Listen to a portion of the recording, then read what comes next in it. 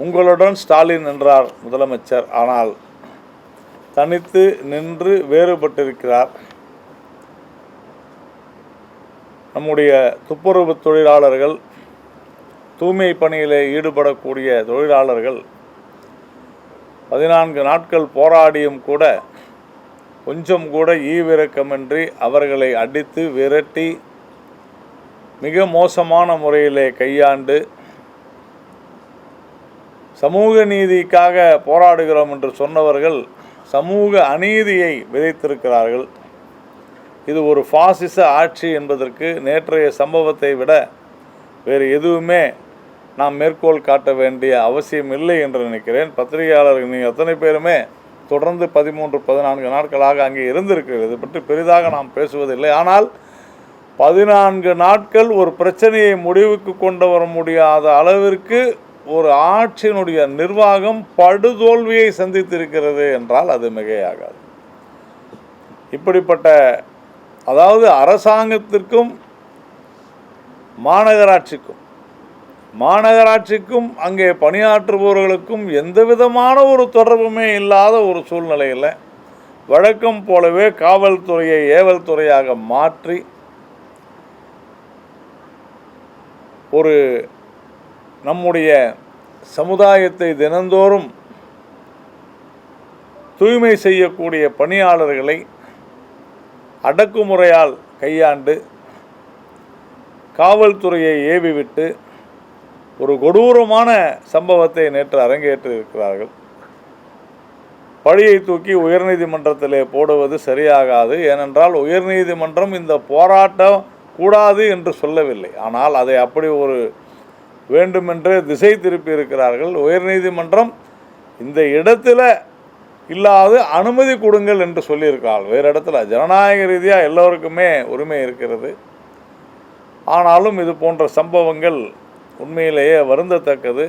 இந்த ஆட்சியினுடைய முடிவை இது பறைசாற்றுகிறது. திராவிட முன்னேற்றக் கழகம் தோல்வி அடைந்து கொண்டிருக்கிறது என்பதற்கு இதைவிட ஒரு பெரிய சான்று தேவையில்லை. யார் வேண்டுமானாலும் சினிமா பார்க்கலாம், நான் கூட பார்ப்பேன்.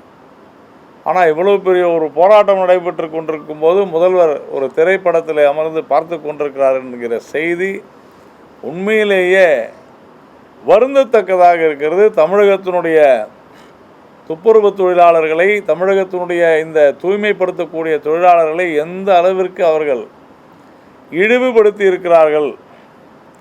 அது இன்றைக்கி ஏதோ அந்த குழந்தைக்கு இது பொம்மை காமிக்கிறது போல் இன்றைக்கி கேபினெட் மீட்டிங் ஒன்று போட்டு இன்றைக்கி இவங்களுக்கு அது செய்கிறோம். அவங்களுடைய கோரிக்கைகளை கேட்கக்கூட துப்பில்லாதவர்கள் இப்படி ஒரு அறிக்கை இன்று கொடுப்பதன் மூலமாக அவர்கள் தவறளித்திருக்கிறார்கள் என்பதை அவர்களுடைய இன்றைய முடிவே மிக தெளிவாக சொல்லியிருக்கிறது. இதற்கெல்லாம் முடிவு கட்டுவதற்காகத்தான் நாம் ஜனவரி மாதம் வரை மக்கள் பிரச்சனைகளை, இது போன்ற திராவிட முன்னேற்றக் கழகத்தினுடைய தோல்வியை பறைசாற்றுவதற்காக, தோல்வியை நாம் எடுத்து செல்வதற்காகத்தான் கிளை வாரியாக குழு அமைத்து அந்த குழுவினுடைய உறுப்பினர்களை நாம் நேரடியாக சந்திக்கக்கூடிய ஒரு மாநாடு வருகிற 17ஆம் தேதி முதல் தமிழ்நாடெங்கும் விறுவிறுப்பாக இது செய்யும். ஏற்கனவே நான் சொன்னது போல் 1800 பேர் ஒவ்வொரு பாராளுமன்ற தொகுதிக்கும் சட்டமன்ற தொகுதிக்கும் கிளை வாரியாக சென்று அங்கே இருக்கக்கூடிய எங்களுடைய கிளை உறுப்பினர்களை சந்தித்து அவர்களை ஊக்கப்படுத்தி வருகிற தேர்தலை மிக தைரியமாக எளிதாக சந்தித்து திராவிட முன்னேற்றக் கழகத்தை தோற்கடிக்க செய்வதில் மிகப்பெரிய பங்காற்றவிருக்கிறார்கள். அதில் ஒரு மிகப்பெரிய ஒரு மைல்கல்லாகத்தான் நாம் இதை பார்க்கிறோம். டயா பூஸ்டர் சுகருடைய ரிமோட் கண்ட்ரோல் இனி உங்க கையில. அனைத்து மருந்து கடைகளிலும் கிடைக்கும். செய்திகளை உடனுக்குடன் தெரிந்து கொள்ள கீழ்கண்ட கேபிள் மற்றும் டிடிஹெச் நெட்வொர்க்குகளில் எம்நாடு செய்தி தொலைக்காட்சியை காணுங்கள். பாதகம் செய்பவரை கண்டால் நாம் பயம் கொள்ளலாகாது பாப்பா. மோதி மிதித்து விடு பாப்பா, அவர் முகத்தில் உமிழ்ந்து விடு பாப்பா. அண்மை செய்திகளை உடனுக்குடன் தெரிந்து கொள்ள இணைந்திருங்கள் எம் நாடு தொலைக்காட்சியுடன்.